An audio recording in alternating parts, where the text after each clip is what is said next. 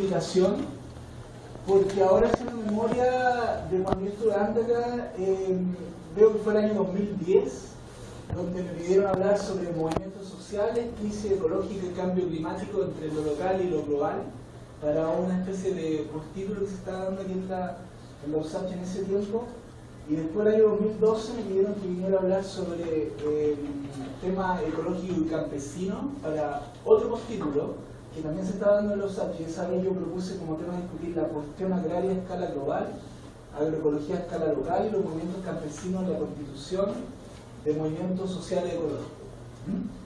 Por lo tanto, ahora siendo que es la tercera vez que estoy acá, y es súper interesante estar en la USACH y ver también cómo estas redes se van generando, se van articulando, y sobre todo desde el año 2010 en adelante, como punto de comparación nomás, observar cómo los temas que en ese entonces para mucha gente eran tal vez medios como novedosos, hoy en día están siendo bastante como expandidos a nivel de organizaciones y a nivel también académico. Quería empezar diciendo eso, como agradecimiento a la invitación. Como se señala, mi nombre es Cristiano Alarcón, yo soy chileno, pero viví los últimos 11 años en Suecia, donde desarrollé mi carrera académica y terminé mi doctorado en la Universidad de Ciencias Agrícolas en Suecia con una tesis que trata sobre el conflicto forestal en Chile y Suecia. Yo soy ecologista político, pero ahí voy a clarificar un poco el sentido que yo le doy a ecología política durante la presentación. Pero aparte de eso, yo tengo otra historia académica o más bien profesional. Soy abogado y trabajo con sindicatos y trabajadores acá en Chile ahora, de regreso desde Suecia, y también tengo un magíster en filosofía política. Por lo tanto, lo que yo hago es bastante interdisciplinario y además miro a estos temas que yo denomino sociales ecológicos como cuestiones integradas desde una perspectiva bastante crítica, ¿ya? Entonces eso también quiero que después lo discutamos, porque obviamente voy a cargar mi presentación con algunos conceptos, y como la idea es también provocar un poco, en el buen sentido de la palabra, vale decir, poner algunas ideas para la discusión. A lo mejor estamos todos de acuerdo, a lo mejor no estamos de acuerdo, y yo creo que lo más importante es discutir estas cuestiones, sobre todo cuando uno está tratando un tema como el que se ha propuesto para esta conversación o conversatorio. Habiendo señalado eso, yo quiero partir y tratar de hacer todo esto en 10 minutos, a lo mejor 9, porque ocurrió un par de minutos en la introducción, pero voy a ser bastante como sintético y cumplir lo que se me pide. Pero quería, para introducir toda esta cuestión, que yo voy a tratar de simplificar pero al mismo tiempo complejizar, mostrar esta foto, que es una foto que yo tomé haciendo trabajo de campo en Brasil, en el sector de Río Grande do Sul, o bueno, el estado de Río Grande do Sul. Y lo que vemos aquí son dos tipos de monocultivo. Uno es el monocultivo de la soya y el otro el del maíz, o choclo como le llamaríamos nosotros. Y los dos tienen como función producir o biocombustible o granos que muchas veces son exportados para distintos mercados globales. Este es uno de los centros o epicentros de lo que se llama el monocultivo de la soya, o el sistema de los agronegocios basados en la soya. Pero lo que es interesante observar acá es que cercano a esta área existe una cooperativa de campesinos que tiene alianzas con, por ejemplo, el movimiento de los Sin Tierra, y que esta cooperativa de campesinos, que para señalarlo más o menos en términos claros, la posición de campesinos de ellos, a diferencia de los Sin Tierra, en que ellos tienen propiedad sobre la tierra, por lo tanto están en otra situación en ese nivel, pero en el nivel de la lucha política, ecológica y social están en el mismo nivel. Y ese nivel de lucha tiene que ver con algo que es básico, que es la tierra. Vale decir, aquí tienen ustedes el uso de la tierra por parte de la gran industria, o para cargar también la discusión, el gran capital. Y aquí tiene usted el uso de la tierra por parte de una cooperativa de pequeños campesinos que siguen los principios de la agroecología. Y si observamos en detalle, en la misma zona, de hecho, si la foto fuera mejor reproducida aquí, ustedes verían que este tipo de monocultivos están acá cerca de estos campesinos, pero ellos aquí tienen lo que se llama un pluricultivo, vale decir, tienen una mezcla de distintos, tanto cereales como otro tipo de cultivo, incluso soya, ¿ya?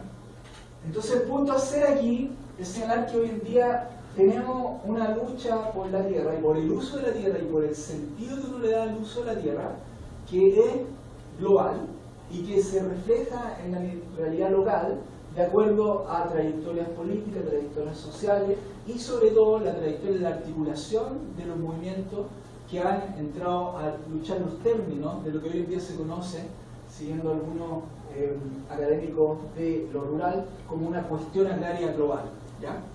El término cuestión agraria es súper importante de resaltar, tiene que ver con una discusión histórica sobre cómo y quiénes van a usar la tierra, ¿ya? Entonces esta cuestión hay que tenerla muy presente, pero hay que también señalar algunas cuestiones respecto al momento específico que nosotros estamos viviendo hoy en día. Yo creo que siempre es interesante hacer una marca histórica en el corto tiempo. Yo siempre uso estos dos informes o reportes que fueron publicados en el mismo tiempo, en el 2008, en ese tiempo. Uno es el Banco Mundial, con un reporte sobre agricultura para el desarrollo, pero otro es lo que se conoce como el reporte sobre agricultura en la encrucijada, que fue desarrollado por un grupo de científicos independientes que trató de analizar el estado de la agricultura a nivel global y llegó a conclusiones bastante radicales sobre la crisis de la agricultura convencional, y en muchas partes de este reporte la agroecología también surge como una cuestión súper importante de tomar en cuenta, de analizar al momento de pensar alternativas respecto a la agricultura. En contraste con el Banco Mundial, que también reconoce un problema, y ahí voy a hacer algunas cuestiones interesantes respecto a este reporte, pero básicamente repite como solución el tema de abrir mercado o de generar instancias dentro del sistema, que a esta altura es quiero señalar como sistema capitalista, dentro del sistema buscar soluciones a lo que en ese tiempo se venía tematizando como la crisis de la agricultura. Ahora, para hacer un poco también de historia corta, yo creo que cuando hablamos de agroecología, cuando hablamos de la crisis de la agricultura, nosotros tenemos que necesariamente pensar lo que sucedió entre el 2007 y el 2008. ¿Quién recuerda lo que pasó en ese tiempo, por lo menos a nivel de la prensa global, lo que nos informaba que estaba pasando en distintos países del mundo, y que incluso en algunos países generó protestas callejeras y un montón de eventos de dimensiones políticas súper importantes? La crisis alimentaria que se le denomina, ¿cierto? La crisis de la producción de alimentos. Una crisis que obviamente hay que considerarla como diferenciada, porque para mucha gente no hubo crisis, pero para una gran cantidad de población en el mundo hubo una crisis seria respecto a cómo lograr acceder a alimentos básicos, ¿ya? Ahora, esa crisis de alimentos tiene que ver con una cuestión que tenemos que entender. Tenemos que entender que la lógica o la tendencia, como nos señala este gráfico de FAO, la tendencia en el precio de los alimentos a nivel global, efectivamente, durante el periodo que conocemos como el periodo del neoliberalismo o del capitalismo neoliberal, ha tendido a la baja, en términos globales, ¿ok? Esto tiene mucho que ver con el hecho de que los tratados de libre comercio, la exportación, la circulación de alimentos convertidos en mercadería a nivel global, ha generado en muchos países efectivamente la comida barata. Hay una forma de medir esto que se llama la ecuación de Engels, ¿ya? Que dice relación con cuánto una familia utiliza de su presupuesto familiar para procurarse alimentos, ¿ya? En muchos países del mundo esa proporción tiende a la baja. Países como Suecia, países industrializados, donde producto de dos cuestiones, una, la internacionalización de los mercados de la comida, y por otro lado, la incorporación o mantenimiento de estos países en una lógica global de separación, tanto de trabajo como de intercambio tecnológico, les permite importar comida de una forma muy barata. Vale decir, un país como Suecia, un país como Estados Unidos, donde también yo estaba como investigador, uno encuentra comida que viene de Chile o de otros países que es relativamente muy barata, comparado con lo que costaría tener el mismo alimento. En algunos casos no se puede por condiciones climáticas, pero sustituto ese alimento producido en el mismo país, porque la mano de obra es más cara o porque incluso el uso de la tierra se hace más caro, ¿ya? Entonces, lo que pasó en el año 2008 y 2007, en ese periodo es esto. La tendencia histórica a la baja de los precios del alimento subió precipitadamente y obviamente generó especulación y generó una crisis a nivel global respecto de la producción de alimentos. Ahora, uno estaría haciendo un análisis incompleto del tema de cómo se producen los alimentos y solo considerar este periodo histórico, ¿cierto? Y cuando nosotros tratamos de hacer una crítica de la agricultura convencional, tarde o temprano nos vamos a encontrar con ese gran tema, hoy más que nunca en la discusión, que es la Revolución Verde. ¿Ya? ¿Qué fue la Revolución Verde? Para muchos países. Primero fue un cambio drástico, radical en la forma de producir alimentos. A nivel global, obviamente genera que muchos países importadores de alimentos se han beneficiado de los efectos en la distancia de lo que es la Revolución Verde.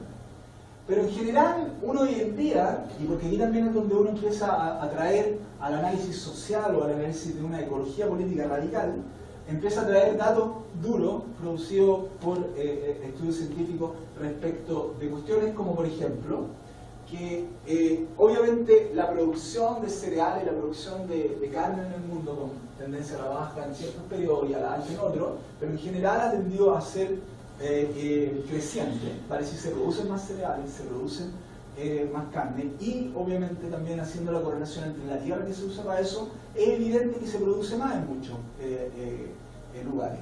Pero si miramos por el otro lado, y este es un argumento que es básico para la agroecología, lo que se necesita para generar eso, tenemos la otra secuencia de gráficos que tiene que ver con cómo se necesita incorporar más nitrógeno, más fósforo de manera artificial, cómo se necesita más irrigación y cómo se necesitan más pesticidas, ¿ya?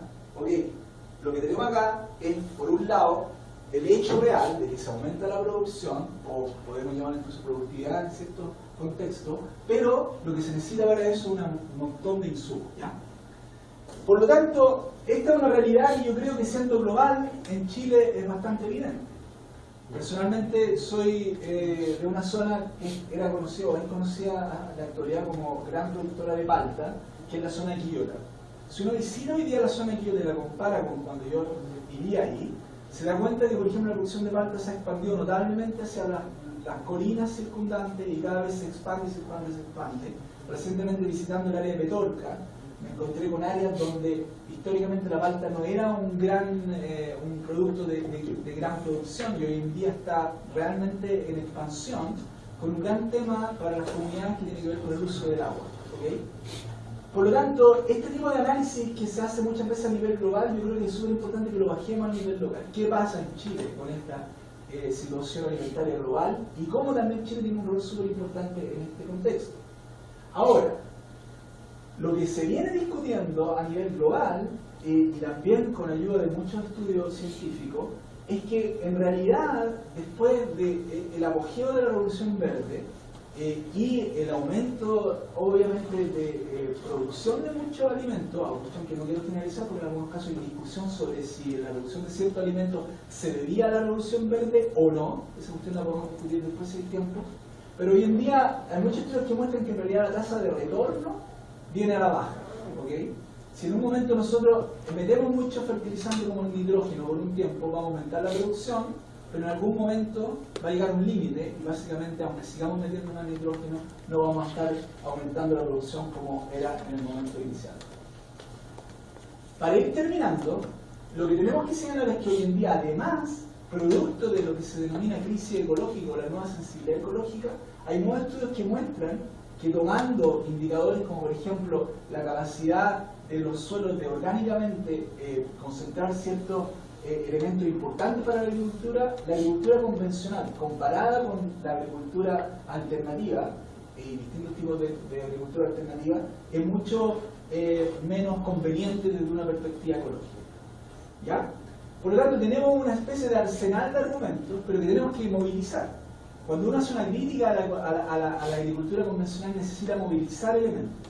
No basta con tomar uno, tomar otro, porque muchas veces caen esos argumentos, pero en términos generales y globales, yo creo que lo que hoy en día es necesario es articular una crítica global integral que permita avanzar en lo que yo he tratado de señalar como una ecología política radical, que no solo toma el problema de la agricultura en este contexto como un problema identificado a través de los indicadores que yo señalé antes, pero también a partir de la cuestión social. ¿Ya?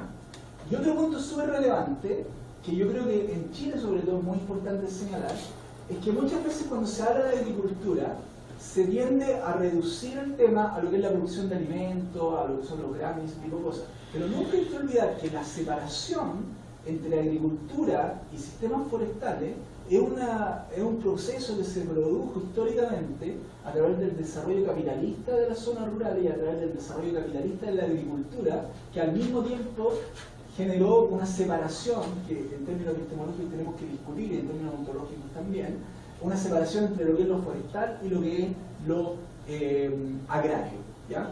Eso yo creo que es una cuestión súper importante de tener en cuenta cuando hablamos de las consecuencias de la agricultura convencional. Una de las consecuencias importantes es tender a separar cosas. Esto es agricultura, esto no es agricultura, ¿ya? Finalmente, y para terminar, y como aquí el tema, el foco de nuestra discusión hoy en día tiene que ver con la agroecología, quería yo señalar que obviamente esta lucha, esta discusión a nivel global, como ya lo he señalado antes, tiene clara repercusión a nivel local. Esto para muchos de ustedes a lo mejor es familiar. Este es el Sète-Yumbel, en la zona que uno identifica como una zona de total desarrollo de la industria forestal intensiva, ¿vale? Es decir, esta es una de las zonas donde hoy en día hay una lucha por el uso de la tierra entre la forestación con pino y eucalipto, la mayor cantidad de veces, y las alternativas que pueden surgir aquí.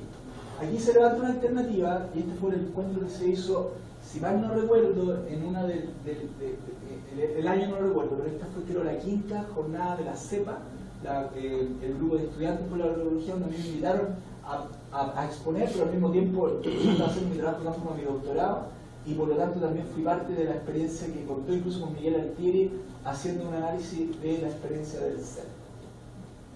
Y aquí es donde termino, y tiene que ver con básicamente señalar dos cuestiones. Una es que, como yo señalé antes, esta lucha por darle un sentido a la agricultura a través de la agroecología tiene lugar al mismo tiempo en que las plantaciones forestales van avanzando en la zona, ¿ya?